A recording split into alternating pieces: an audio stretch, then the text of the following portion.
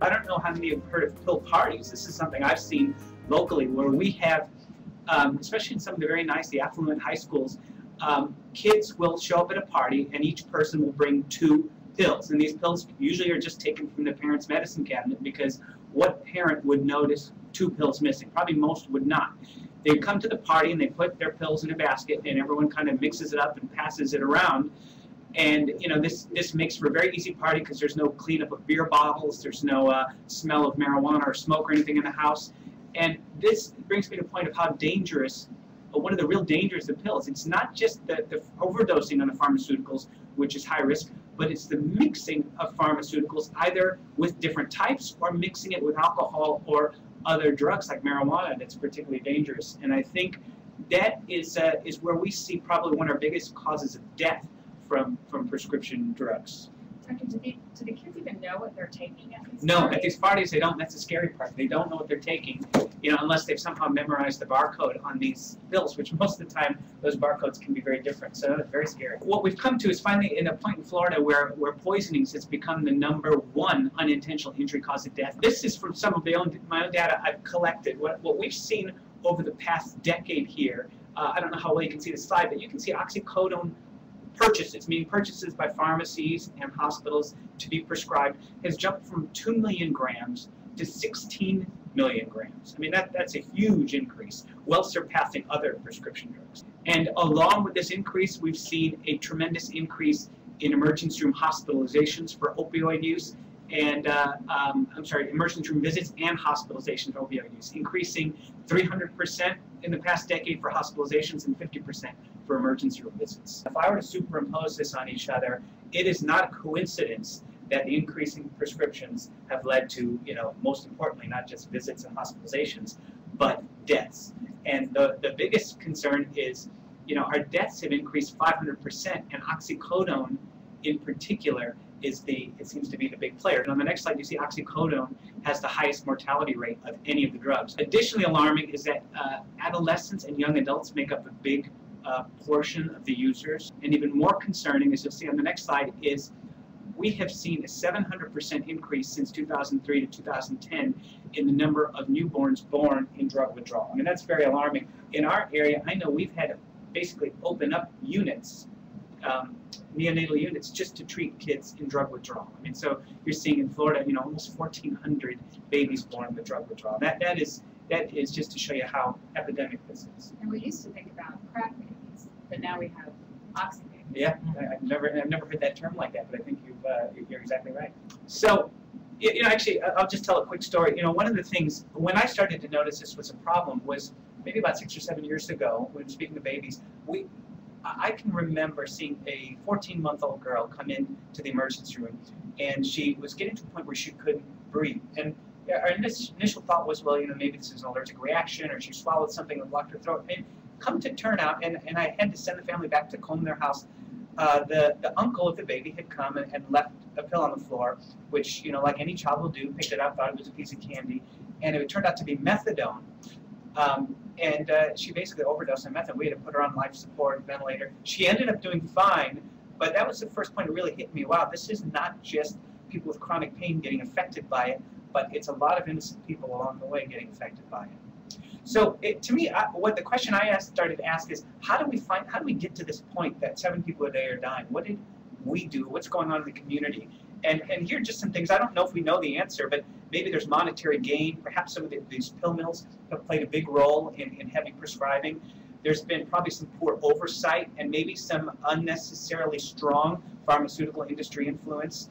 I've noticed the public expectation has changed with as much as people feel like they're allowed to or can tolerate pain. People less and less feel like they should be able to take pain because there are pills to help with that. Physicians have become irresponsible, perhaps with the prescribing. We have a disjointed healthcare system where it makes it hard for doctors to tell who's doctor shopping or not. And additionally, you know, there's a group called the Joint Commission, which accredits hospitals. They're a private group. They had set standards, I believe, inappropriately for creating these pain scales, and as a result, strongly not just encouraging and incentivizing, but punishing hospitals and doctors that don't treat pain aggressively. And then recently, there was this Institute of Medicine report. I don't know if it's familiar with Institute of Medicine, but they usually put out good scientific information. Well, they put out this study, and in the first executive summary, they say 116 million Americans suffer from chronic pain. I mean, how does a country where we prescribe 95% of the world's narcotics, how do we have a problem treating pain? And so right off the bat, I just feel like we have allowed these publications and things like that to kind of dictate what's gone on in medicine. And if anyone hasn't seen this documentary, it's at the lower corner, the OxyContin Express, I recommend it. I had all my faculty, all the other emergency physicians I work with, watch it. And many of the senior level people, they really looked at me and said, what have we done? Always as a doctor, I feel like the one thing I could do is treat pain and suffering, but maybe we've gone a little bit too far, because as doctors, we want to believe our patients. So if someone comes in with a screw in their leg, from previous surgery, and they tell me it's hurting, I want to believe them. So one thing that's really made a difference is this prescription drug monitoring program. It allows us to actually objectively look and decide if people are really doctor shopping, or if they really have an acute pain issue. So I think that's helped. I think it really has taken a community to respond to this. So, for example, locally here, actually in this very same room I'm sitting in, several of the ERs, I think 14 or 15 ERs in Orlando, got together, and we made national news because we instituted a joint chronic pain management policies for emergency rooms, where we would stop just giving out pain medications, for chronic pain. Now, there's a lot of drawbacks to that, but I think it starts the conversation. Pharmacists have been very involved with checking people's licenses, making sure there's no mistake on their birth date and stuff, so that we know who's filling prescriptions is who they say they are. Law enforcement's played a big role. Regulations have helped. Media attention's helped, and as well the chemical dependency treatment options has also helped. Is there any work with the hospitals to do anything with, if they're being graded on your pain and suffering, how do we deal with that? I think hospitals have just accepted that we're going to take that hit to some degree. And it's probably adversely affected some of things like customer service scores, especially in our area where prescription drugs have been a big trend. But I think the hospital said, what they said is, fine, we'll take that hit, but if it's for the benefit of the community, if we can save, if 7 people a day are dying from this, if we can make a difference, it's probably worth it in the short term to take that hit. That's a good question. And so here's what we've seen. The good news is we've seen a drop in the number of opioid poisoning, and the next slide shows a drop in the number of oxycodone poisonings. And for the first time in almost a decade, the number of deaths from prescription drugs has finally started to go down. You can see we're still nowhere near where we were prior to 2003, but I think we've started the conversation and we're heading in the right direction. So what can you do? I think the first thing is on the acute side. What can you do if you see someone maybe overdosing? I think the tendency is, like maybe if someone drank too much, you might let me just put them in a room and let them sleep it off. Well, when people are overdosing, or especially if they're mixing drugs, as I mentioned, is a dangerous thing. Sleeping it off may be the first sign of them going into what we call respiratory arrest, where they'll stop. So rather than let them sleep it off, those are people that probably need help, and you might be able to save a life by calling 911 for that person. It's good to be aware of at least what potential signs of opiate addiction are. And I'll go through some of them quickly, but things like bloodshot or pinpoint eyes, people who are kind of acting sleepy or sedate or slurred speech, almost like they're drunk, sudden mood changes or major changes in their sleep habits, sudden neglected responsibilities with their jobs, with their families. I think almost anyone who's had a family member who's been addicted to these prescription narcotics would say there was a noticeable change in what their interaction was with their relationships. Maybe they sudden change in friends or hangouts, or legal problems or financial problems, or they start having this drug-seeking behavior where they go from doctor to doctor, hospital to hospital, and they're not open to the thought that, well, maybe you're addicted to the medication. And then be aware that there's withdrawal. If you see things like abdominal pain, vomiting, goosebumps, muscle aches, sweating, those can be signs of withdrawal. And tolerance and withdrawal are both signs of abuse or addiction. So what can we do as family members? Well, I think the first thing is, what's the title of this? Lock your meds. Yes. I think that's got to be probably one of the most important things. I mean, when you think that adolescents can go around feeling comfortable with taking pills, and they might take a few pills, I know we were talking about this off camera, how people would just go into, grandma's house or something, take a couple of her pain medications. She'll never notice a couple of them are gone. Make sure you lock them, and if you don't need them, throw them out. just get rid of them, because addiction is strong. We don't always know who is susceptible to it and who's not, but if they are susceptible to it, don't leave that around as a threat. Support a minimal drug lifestyle. If you can avoid drugs, if you can avoid medications when possible. I know this is funny coming from a doctor to slow down on some of your medications, but as a toxicologist, I kind of hope to end my career in what I call a negative drug balance, where I maybe stop more drugs than I start. And also, if you have a child or someone that is taking medications, controlled substances for prescription reasons, you should probably be the one dispensing it and be in charge of it, so you know what's going on. Accompany them to their doctor's visits so that everything that's going on is true. And if you see signs of addiction, just be open to discussing it. What I feel like has really changed here is it took us to get to an epidemic to where we can comfortably talk about addiction more comfortably. And I know anecdotally, what I have seen is I can now go, and it's very important if you're, if you have a friend or family member, not to be judgmental or pejorative when you're talking about abuse or addiction.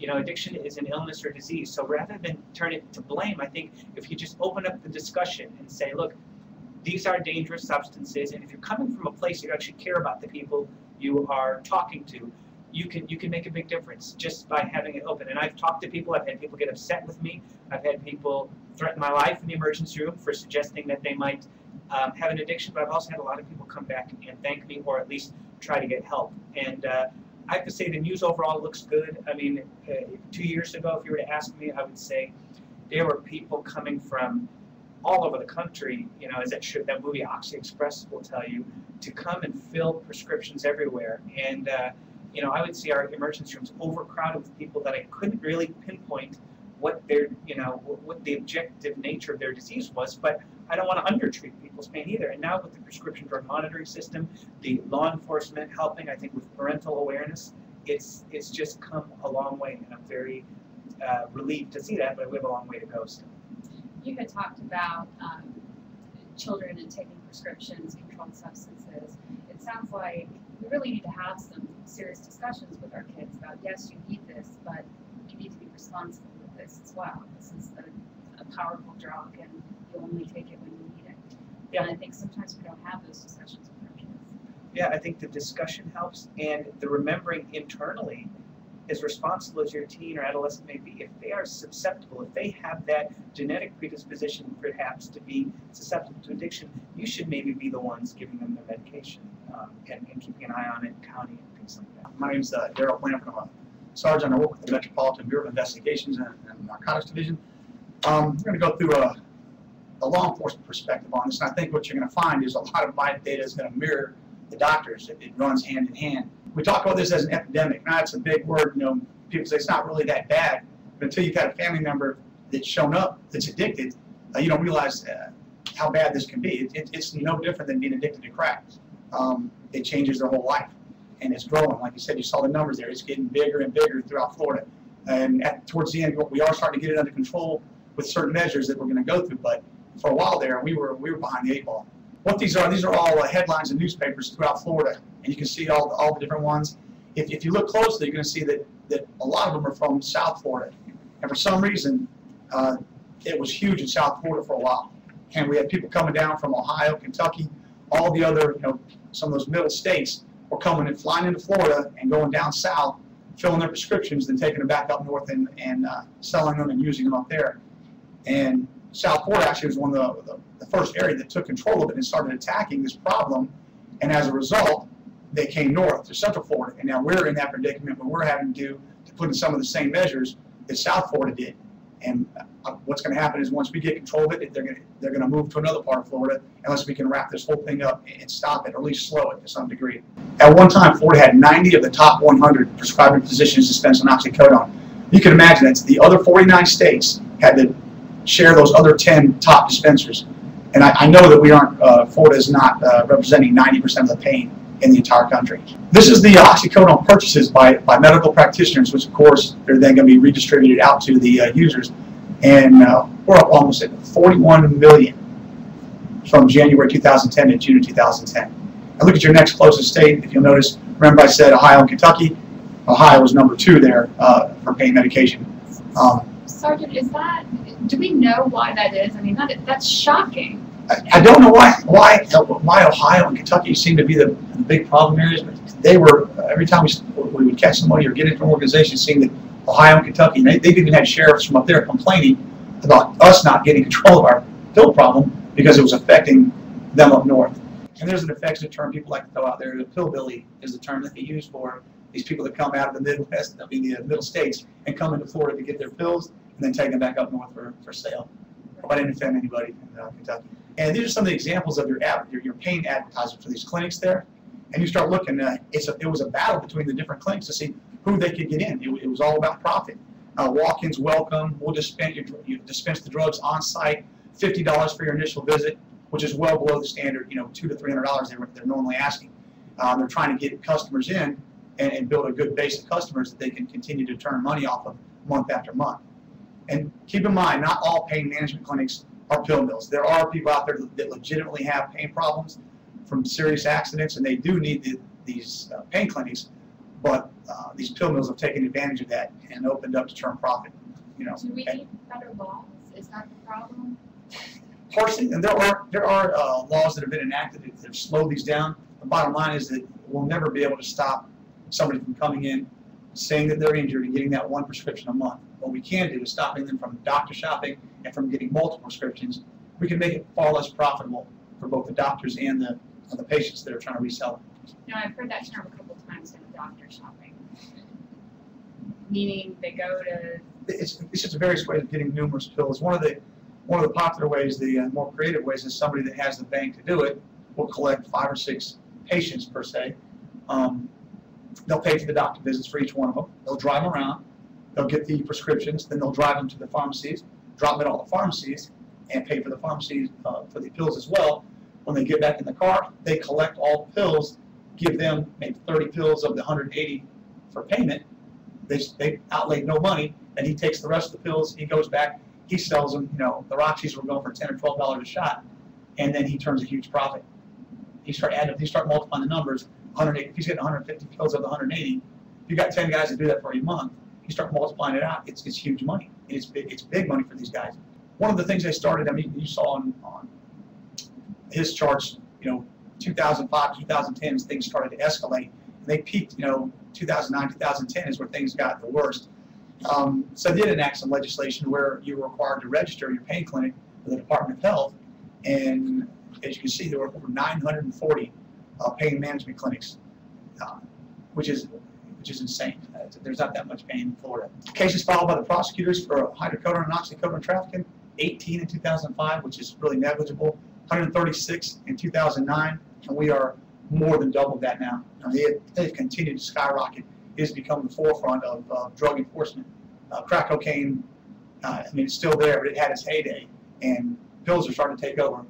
Road patrol, specialized drug units, gang units, everybody is stumbling into this pill game now, and the arrests are continuing to skyrocket. Next, please. 2010, we were one of 8 states that didn't have any type of drug monitoring program. This is the PDMP that we're talking about, and as you can see from the next slide, where's everybody going to go? All the blue states have a monitoring program in place, so they're going to target the ones that don't, and that's where they're going to go get their pills. Why they didn't go closer? I mean, you can see there's some closer states for Ohio and Kentucky. I really don't know why they came to Florida.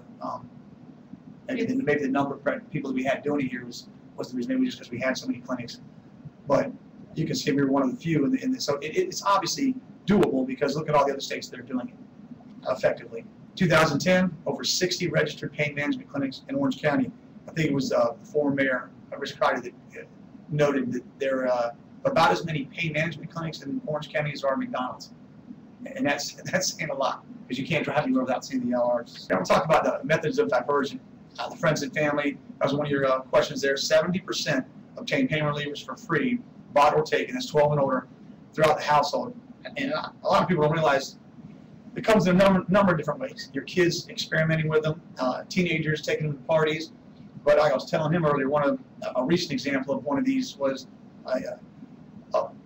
early 20s, grandson goes to visit grandma. She's not gonna. She's happy as anything that he's gonna stop by and see her. Brings his girlfriend along, but he wasn't really there to see grandma. He was there to occupy her, while his girlfriend asked grandma, "May I use your restroom?"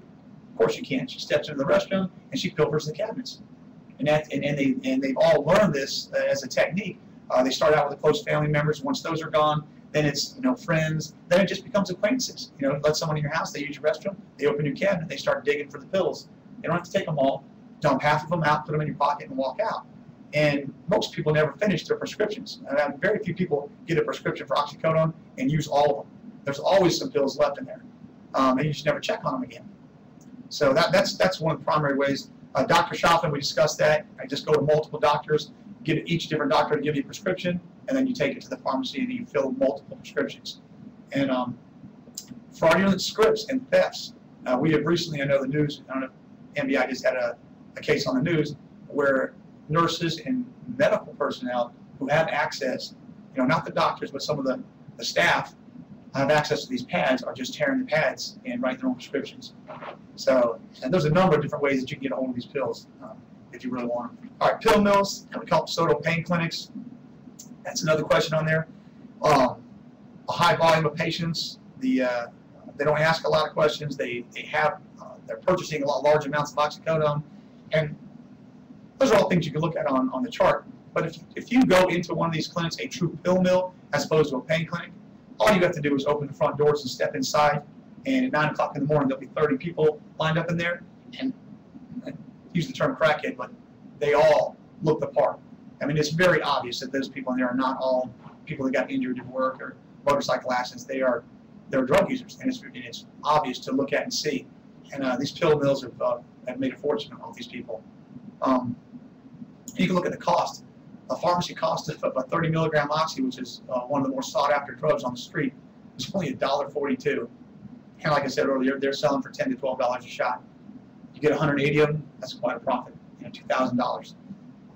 And then you see the out-of-state value. That's the guys running back up north. You get that same prescription, take it north 3 times for nothing more than airfare to come down. Now we talk about addressing the problem. You realize there's a problem, obviously. You've seen all the numbers. What are some things that can be done, or have we done? You can see here Florida was divided into 7 different drug enforcement strike forces throughout the county. They were assigned sheriff and a police chief to monitor those to see how we could combat them in the different regions. And to get more on a more understandable level, some of the things they've done, like in our region for MBI, is they've supplied the funds to go up on a Title III wiretap, where you listen to the phones on organizations. I know you think this is just as 1 or 2 people doctor shopping, but it's grown into where there are large groups, 10, 15, 20 people operating together in groups to get these pills and redistribute them for profit. It's no different than a cocaine organization. It's not common, but they are out there, and that's kind of the groups that MBI targets. So we've used some of the funds from Strike Force and some of their assistance to actually run these T3s, which are quite expensive, and we've taken out several organizations that way. So they've been very helpful, at least in the central region here. And this is a little bit harder to deal with than, say, an illicit drug that's against the law. You have somebody, they have their name on a prescription bottle. Exactly. It's just much harder to crack down on. There's no prescription for crack cocaine, so if you get caught with crack cocaine, you're going to go to jail on the spot. But you're right, you get caught with a pill, 180 pills in your name on it. There's nothing to happen. There's nothing we can do about it. They say it's for their back and their names on it. They're good. So it is more difficult. You're right. 2011, they brought out some legislation that we talked about, that you mentioned earlier. Things we can do to help. Banning the dispensing of the Schedule 2 and Schedule 3 controlled substances. So now the pain clinics, they can still write the prescriptions, but they can't dispense the drug on scene. And that was big, because the guy that's, let's say, shady enough to continue to run these people through and give prescriptions, he's also the guy that's shady enough to give you the pills. And you don't want both jobs in his hands. So they're able to separate those two, which helped a lot. There's some new criminal violations to support the enforcement. And the biggest one was we implemented the prescription drug monitoring program. And you'll hear the term, everyone says PDMP. That's what they're talking about. What that is a database that when you dispense narcotics, you need to have the name of the person you're dispensing to, and you enter it into this database. Law enforcement, if they're doing an active criminal investigation, can access this information and find out who is getting prescriptions, so that if you are doctor shopping, we'll be able to track that down. One of the big things they did was they dropped it from 15 days down to 7 days, is how long they have to actually implement them. Some of the bigger pharmacies, the up and up pharmacies, they'll enter much quicker than that. And this is my personal opinion. That needs to be immediate. And 7 days is too long. They're making huge profits on the drugs. It doesn't take that long. Before you hand the pills across the counter, you enter in the information immediately into the PDMP. They don't get a chance to go to the second pharmacist. 7 days is a long time. I can still drop scripts at 10 pharmacies and still collect my pills. And people think, well, a regular person would think, well, why would I do that? Because 7 days later, law enforcement's going to see that I did that, and I'm going to get arrested. Well, you got to think of their mindset. They don't think like that. They're not worried about 7 days from now. They're worried about today. Can I get 180 pills today? I'll worry about 7 days, 7 days from now. Right. And that's the problem with the PDMP having a delay in their entering. And it wouldn't take that much to do. The PDMP is already in place. Just need the legislation and the enforcement to force these pharmacies to enter right away. And I would imagine the technology it's there. It's there. So there's really no reason. And the profits are big enough. They're making enough money. If they, right. If you don't want to put the technology in to do that, then don't dispense the oxycodone. It's that simple. These things have worked. Florida now has only 13 of the top 100 prescribed. Remember, we talked earlier, it was 90. We're down to 13, which is huge. I mean, it is taking an effect. Not only do we have fewer prescribing physicians, but you can see, well, the slide's not showing it. It's showing it well. But in the first 5 months of 2011, they're down to 900,000 doses, which is significantly less than you can see the 41 million. I mean, we cut it drastically. So that these pain clinics have gone out of business. It has been more difficult for them to dispense the drugs, and it is taking an effect. And I'll say, we're never going to stop the problem, but we can sure slow it down considerably. And that's what we're starting to see happen now. Remember, we talked earlier, over 60 pain management clinics. We're down to 23.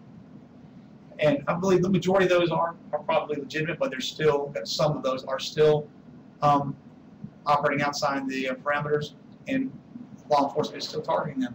And we'll continue to try to eliminate the rest of the pill mills, per se. Because oxycodone, it does have that stigma. All the data he showed you on it is the deadliest drug. Everybody wanted to use that one. It's become harder to get, and it's become more expensive. And like we know, most drug users are going to find their drugs one way or another. So now what they've done, they've turned to hydromorphone, which is funny because it's actually far less expensive than oxy. I don't know if you could elaborate on that, the difference between the oxy and a hydromorphone as far as the effects. Are they that much different? Hydromorphone is thought to be the equivalent of like 10 of morphine. Now, oxycodone, how that fits in is a little bit different. I mean, just my experience, and I don't know that there's any true scientific addiction behind this. I just feel like seems to be, people go to much more extremes, like what we call drug-seeking behavior for the oxycodone than they do for Dilaudid or for Demerol in the past, or Darvocet or some of these other drugs in existence. So, yeah, that's what we see too, and that's something I can't explain because it's more addictive on the distance. Yeah. Yeah, we were talking about that ahead of time. I'm not sure what drives that exactly, but yeah, certainly. Just the history of that being the strongest drug they dispensed you when your knee was injured or when they were getting you back, and that became through, the grapevine, that became the drug to get. That was the first big one they gave you. But other things, and hydromorphone, and I can tell you, we find those on traffic stops. The undercover street units are buying it. It's showing up in the gang unit. That's starting to show up more. And our director, Larry Zwig, quoted in the paper, if addicts can't get their oxycodone, they're most likely going to try another drug. And it started with hydromorphone because, again, that is a prescription drug. It's easy to get. But as that's being cracked down upon, they're turning back to another opiate in heroin. And heroin had its heyday here in the early 2000s, but we in law enforcement in the last year have seen the number of heroin cases increasing. Our investigations on heroin have gone up, and I have to attribute some of that to the fact that we're cracking down on the pill mills and the ability to get the pills. Cities and counties are now enacting ordinances on the new pain management clinics. Obviously, the increase in law enforcement and DEA's prescription take back. Then you can see there, getting those prescriptions out of your medicine cabinets if you don't need them anymore, and you're not going to use them. Especially even if you anticipate possibly using them. Everyone keeps the extra oxycodone. Next time I get hurt, I don't have to go pay for that one. I'll keep some in the house. If you live by yourself, maybe, but if you have teenagers or kids in the house, spend the cost of the prescription. Get rid of them now. Pay for them later. And just take that opportunity out of your kids' hands. out of the teenagers' hands. But you know, one of the cleanups you can see there, they took 2,500 pounds of prescription medication. Pills aren't heavy. That's a lot of pills right there. Over nationally, they took you know 1 million pounds. Orange County Mayor Teresa Jacobs recently created a prescription drug task force to take a kind of a comprehensive approach to the problem. We talked about earlier. It comes from a number of different areas. We have to attack it across the board. It's a 17-member task force to try to provide some kind of comprehensive action plan. And last, one of the effective ones here was in June of 2012. They passed zoning regulations that changed them for pain management clinics. And we had done investigations on them in commercial areas, and we even had them in a residential area. We had the pain management clinics right there in a residential area. Well, the new zoning requirements have put them into industrial areas. So completely eliminate them from that. You know, you're not going to be able to walk out of your Starbucks and slide into a pain clinic and still work. They're going to move into industrial areas. So these are some of the things that we've done, and there's always more that can be done. And it's a continued fight because they're going to shift to another. Drug users are going to shift to another drug, and we're going to attack that one. They're going to shift here, and we just have to keep after them, keep the pressure on consistently. Thank you.